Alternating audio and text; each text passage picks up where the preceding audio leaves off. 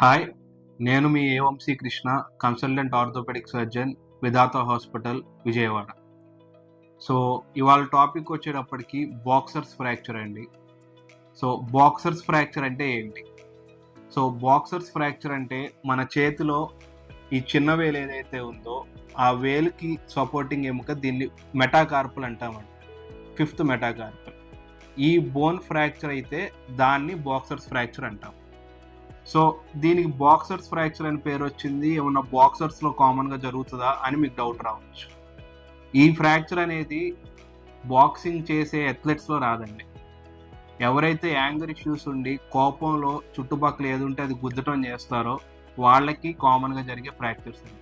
ఎందుకంటే పంచ్ చేసినప్పుడు గాడ్‌నో, ఐరన్ రాడ్‌నో మీరు కోపంలో గుద్దటంగానే చేస్తారు. అలా చేసినప్పుడు జరుగుతది కాబట్టి దీన్ని బాక్సర్స్ ఫ్రాక్చర్ అంటాం. సో, బాక్సర్స్ ఫ్రాక్చర్ వచ్చింది జరిగిందని ఎలా తెలుస్తది? మీరెప్పుడైతే పంచ్ చేసినప్పుడు వెంటనే ఈ చిన్న వేలు రీజియన్‌లో వాపు రావటం గానీ, స్వెల్లింగ్ రావటం, పెయిన్ రావటం, వేలు కదపలేకపోవటం అనేది జరుగుతున్నారో ఆహ్, కదపలేకపోతున్నారో అప్పుడు మీకు ఫ్రాక్చర్ అయ్యుండొచ్చు. సో, మనకు ఫ్రాక్చర్ అయిందని ఎలా తెలుసుకుంటాం?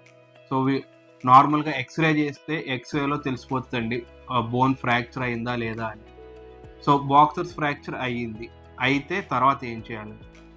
సో, ఎక్స్‌రేలో ఆ ఫ్రాక్చర్ అయ్యి బోన్ ఎంతవరకు డిస్‌ప్లేస్ అయిందనే దాన్ని బట్టి ట్రీట్మెంట్ అనేది ఉంటదండి.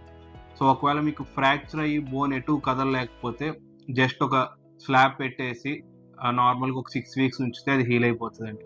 అలా లేదు, ఫ్రాక్చర్ గనక విరిగి ఇలా ఉండాల్సిన బోను అటు ఇటు కదిలిపోయిందనుకోండి, దాన్ని మళ్ళీ రియలైన్ చేసి చిన్న చిన్నగా వైర్స్ ఏయటం గానీ, ప్లేట్స్ ఏయటం గానీ, depending on the activity of the individual. So, surgery methods అనేవి ఉంటాయండి. సో, ఇది ప్రివెంట్ చేయాలంటే ఏం చేయాలి? సో, జస్ట్ మీ కోపాన్ని మీరు అదుపులో ఉంచుకుంటే చాలండి. మీకు కోపం వస్తే మిమ్మల్ని మీరు డ్యామేజ్ చేసుకోవడంలో పెద్ద యూజ్ ఉండదు. Control your anger, control your actions and save your hands. Thank you.